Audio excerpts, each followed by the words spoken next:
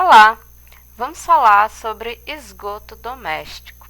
Precisamos falar sobre as merdas que fazemos, né? Hoje vamos falar sobre a diferença entre excreta e esgoto, se existe essa diferença, as características das excretas, características dos esgotos, dentro das características dos esgotos, características físicas, características químicas, características biológicas.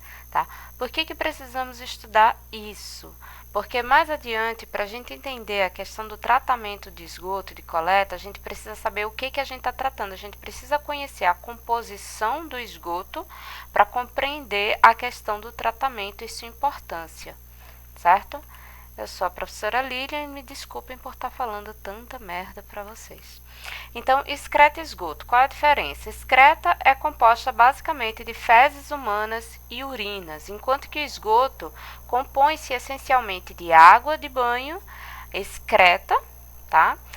Papel higiênico, que às vezes vai parar no esgoto, restos de comida que vai parar no esgoto, sabão, detergente proveniente da lavagem de algumas coisas e águas das lavagens, tá? Então, as excretas estão contidas nos esgotos, tá? E são duas coisas distintas.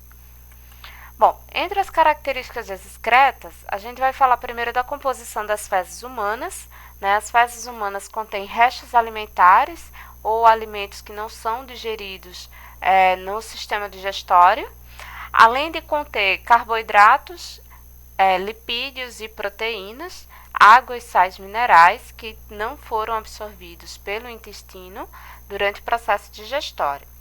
A excreta também, as fezes também contêm micro-organismos, né, e bactérias do grupo coliformes. Esses micro-organismos, essas bactérias, compõem a maior parte das fezes.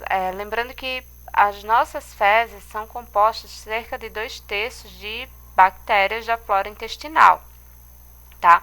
Entre os micro-organismos podem estar também os parasitas. Então, se alguém tiver contaminado por algum vírus, algum protista, algum fungo, enfim, ou alguma bactéria que pode transmitir doença, nem todas as bactérias transmitem doença, esses parasitas eles tendem a sair com as fezes, se esses parasitas estiverem ocupando o sistema digestório.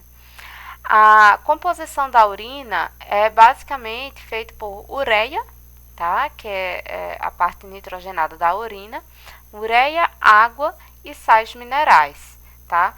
Podendo haver uma ou outra coisa a mais a depender do metabolismo da pessoa e de alguma coisa que a pessoa possa estar ingerindo, tipo algum medicamento, etc.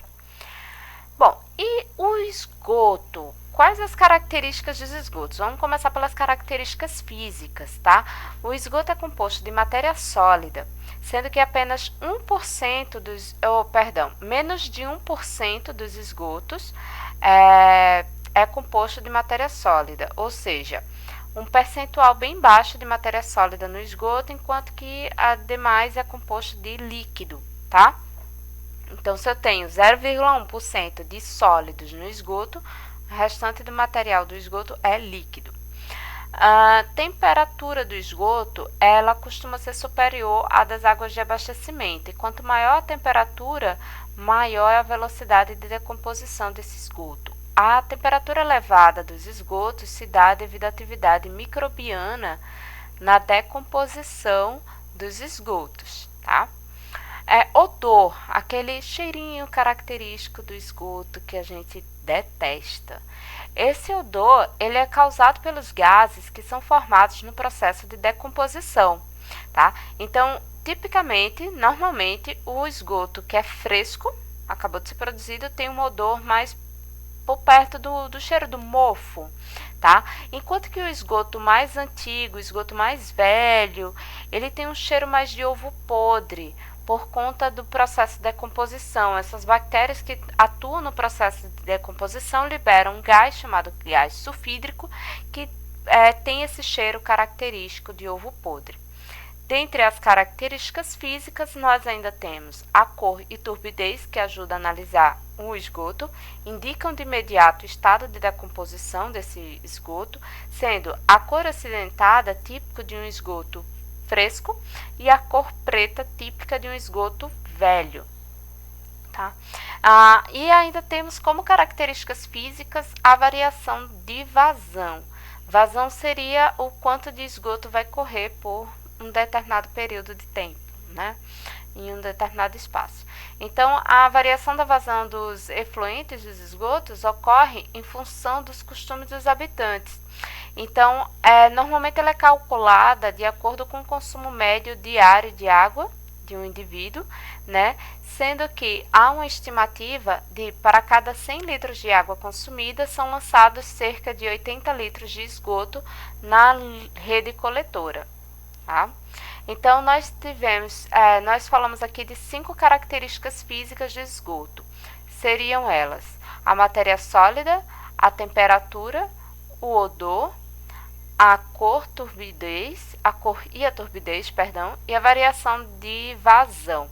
Agora vamos falar das características químicas dos esgotos, tá?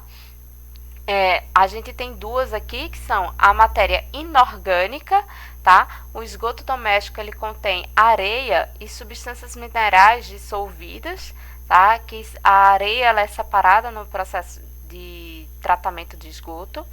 E tem também matéria orgânica, então cerca de 70% da matéria sólida do esgoto é composta de matéria orgânica. Essa matéria orgânica seriam proteínas, carboidratos, gorduras, além de ureia, que está presente na urina, e outros compostos como sulfatans, fenóis, etc. Vamos falar um pouquinho dessa matéria orgânica que está presente no esgoto. A proteína, ela está presente por conta das fezes que são liberadas, assim como os glicídios, tá? E os lipídios. Glicídios é a mesma coisa que carboidrato, e glicídios são óleos e gorduras, tá? Os três, proteína, glicídio e lipídio, estão presentes no esgoto devido à alimentação humana, tá certo? Sendo que a proteína, quando ela é decomposta por bactérias no esgoto, ela é a responsável pela liberação do gás sulfídrico, que dá o cheiro do ovo podre, tá? Enquanto que os glicídios, quando são decompostos pelas bactérias no esgoto, promovem a produção, depois da sua decomposição, de ácidos orgânicos, tá? Por isso que normalmente uma característica do esgoto é que quando ele está velho, ele apresenta maior acidez do que o esgoto mais novo. Enquanto que os óleos e gorduras, ele é mais difícil de ser digerido, né? Ele precisa de um tratamento, geralmente ele pode ser retirado. Sulfatans são constituídos por moléculas orgânicas que têm uma propriedade de formar aquela espuma que a gente vê no esgoto, característica. Sempre essa espuma a gente vê ou na estação de tratamento ou no corpo receptor do esgoto quando não é tratado. Tipo quando a gente vê um monte de espuma mal cheirosa numa praia, num rio que está recebendo ali esgoto sem tratamento. E os fenóis são compostos orgânicos que têm uma origem de despejos industriais que acabam indo parar no esgoto doméstico indevidamente, né? Bom, entre as características biológicas dos esgotos, nós temos os micro-organismos presentes nas águas residuárias e os indicadores de poluição. Vamos falar quais seriam esses micro-organismos presentes nas águas residuárias. Seriam os vírus, as bactérias, os fungos, os protistas e as algas. Essas algas, considere principalmente as algas microscópicas, tá? Sendo que as bactérias, elas são muito importantes. Elas são responsáveis pela decomposição e estabilização da matéria orgânica, ou seja, ela vai decompor, ela vai transformar aquela matéria orgânica para um novo ciclo. Ela faz a ciclagem, né, dos nutrientes da matéria orgânica. E aí a gente tem indicadores de poluição que são bactérias de um grupo chamado coliformes, que são típicas de intestino de mamíferos, tá certo? De modo geral, e por estar presente nas fezes desses mamíferos e também nas fezes humanas, porque o ser humano é um mamífero, tá? E aí ela acaba se tornando um indicador de poluição por fezes dos corpos hídricos, né? E após o tratamento do esgoto também é medido o quanto que tem de coliformes no ambiente. Essas bactérias do grupo coliforme, elas não costumam causar doenças, tá? Mas como elas são indicadores da presença de fezes, e junto com essas fezes podem estar presentes parasitas, né, que são depositados nas fezes, elas costumam ser indicadores de contaminação, tá? Então, hoje a gente vai ficar por aqui, né? Esse ranking que está aparecendo na tela de vocês é um ranking de 2018, a gente tem informações mais atualizadas, mas em 2018, apenas 45% do esgoto gerado no Brasil passava por tratamento, segundo o Trata Brasil. Cerca de 16% dos brasileiros ainda não tinham acesso à água potável, e de 2015 para 2016, investimentos em água e esgoto tiveram uma queda, né, de cerca de 13 bilhões para a diminuição para 11 bilhões.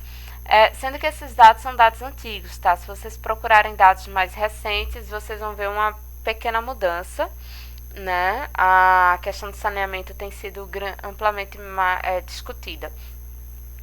E esses dados são importantes porque estão relacionados a doenças de veiculação hídrica. Bom, por hoje era só. Obrigada. Façam as atividades certinho, tá certo? E um beijinho no coração.